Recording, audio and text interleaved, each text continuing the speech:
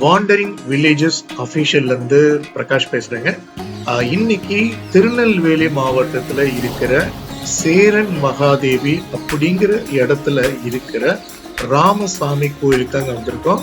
அந்த கோயிலுக்கு முன்னாடி இருக்கிற ஒரு பிரம்மாண்டமான தெப்ப குளத்துல தான் இருக்கோம். இந்த கோவில் வந்து சேரன் மகாதேவி பஸ் ஸ்டாண்ட்ல இருந்து 1 கிலோமீட்டர் வடக்க மேற்கு தொடர்ச்சி மலைகளுக்கு அடிவாரத்துல அப்படியே சுத்தி வர பாத்தீங்கன்னா நெல் வயல்களா இருக்கும். அதுக்கு பக்கத்துல தான், அதாவது அதுக்கு மத்தியில தான் வந்து இந்த கோயில் வந்து அமைஞ்சிருக்குங்க.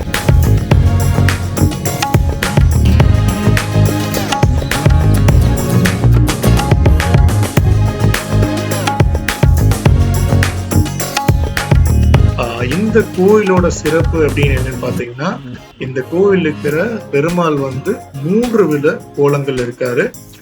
நம்ம வந்து சென்னையில திருநீர்மலையில 4 வித கோலங்களை பார்த்திருக்கோம். இந்த கோவில் வந்து 3 வித கோலங்கள் இருக்கு. கொஞ்சம் வித்தியாசமான, அதே சமயம் பழமையான, கிட்டத்தட்ட 1000 வருஷம் பழமையான கோயிலுங்க. இது வாங்க இந்த கோவில்ல என்ன இருக்கு, எப்படி இருக்கு, வேற என்னென்ன சிறப்புகள் இருக்கு அப்படிங்கிறத இந்த வீடியோல பார்க்கலாம்.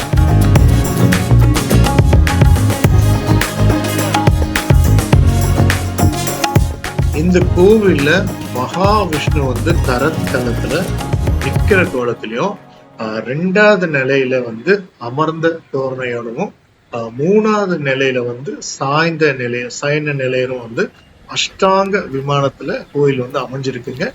நம்ம முதல் நிலையை கீழே பார்ப்போம். 2வது நிலைக்கு ஒரு கோயிலுக்கு லெஃப்ட் சைட்ல படிக்கட்டு மாதிரி ஏறி பார்க்கணும். அதுக்குள்ளார போய் மறுபடியும் கொஞ்சம் மேலே ஏறணும்னா 3வது நிலையை பார்க்கலாங்க. ஒரு வித்தியாசமான கோயில் தான் சொல்லுவோம்.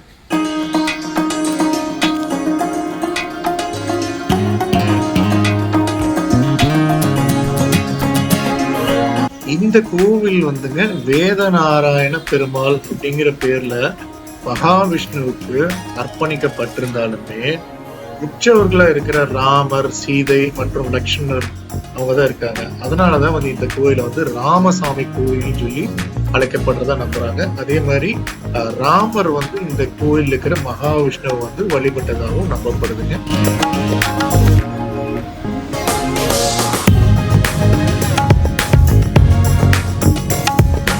மாறி புனரமைக்காம நிலையில இருந்த இந்த கோவிலை வந்து சில வருடங்களுக்கு முன்னாடி வந்து நல்லாவே வண்ணங்கள்லாம் தீட்டி ஓரளவுக்கு நல்லா கொண்டு வந்திருக்காங்க. ஒரு பெரிய வளாகத்துலதான் வந்து இந்த கோவில் அமைஞ்சிருக்குங்க.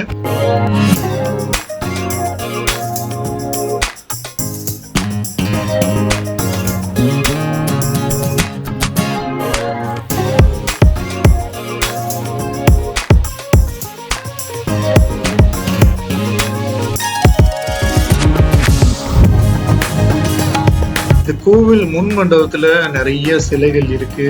அதே மாதிரி அங்கங்க வெளிப்புற சோர்ல எல்லாம் பாத்தீங்கன்னா கல்வெட்டுகளுமே இருக்குதுங்க. இந்த கோவிலோட முதல் அடுக்கு போற படிக்கட்டுல பாத்தீங்கன்னா கல்வெட்டு அங்கேயுமே இருக்கு.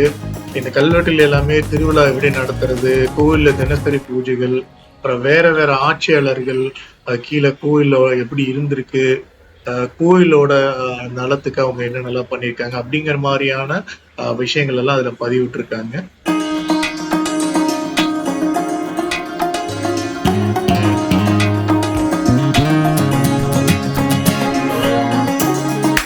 இந்த கோவில் இருக்கிற மூலவர்களோட மிகப்பெரிய சிறப்பு என்னன்னு பாத்தீங்கன்னா, யாருமே வந்து கல்லால ஆனவர்கள் கிடையாது. சுதை சிற்பத்துல மூலிகைகளால ஆன வண்ணங்கள் அருமையா தீட்டி வச்சு பண்ணிருக்கிற சிற்பங்கள்ங்க.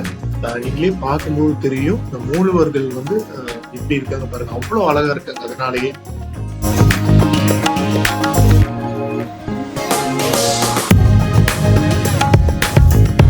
மூவேந்தர்களான சேர, சோழ, பாண்டிய மன்னர்கள் 3 பேருமே வந்து இந்த கோயிலுக்கு திருப்பணிகள் செஞ்சிருக்கிறதாகவும், அவங்க நிலங்கள் இருக்கிறதாகவும், அதே மாதிரி மற்ற மன்னர்களும் வந்து கொடுத்ததாகவும் வந்து நம்ம அங்க இருக்கிற கல்வெட்டுகள்ல சொல்றதா வந்து நம்ம குறிப்புகள்ல இருந்து தெரிஞ்சுக்க முடியுங்க. சேரன் மகாதேவிங்கிற ஒரே ஒரு பழமையான ஊர். இந்த கோயில்ல நிறைய கோயில்கள் இருக்கு. இந்த கோயில்ல முதல்ல பல திருவிழாக்கள், 4 கால பூஜை எல்லாமே நடந்திருக்கு. பட் இப்போ ஒரு வேளை தான் நடக்கிறதா பார்க்க முடியுது. குறைவான நேரம் தான் வந்து இந்த கோயில் திறந்திருக்கு. கோயில்களுக்கு போங்க, திருப்பணிகள் செய்யுங்க. கோயில்களை முடிஞ்ச அளவுக்கு அந்த பலந்தன்மையோட வச்சிருக்க பார்க்கணுங்க.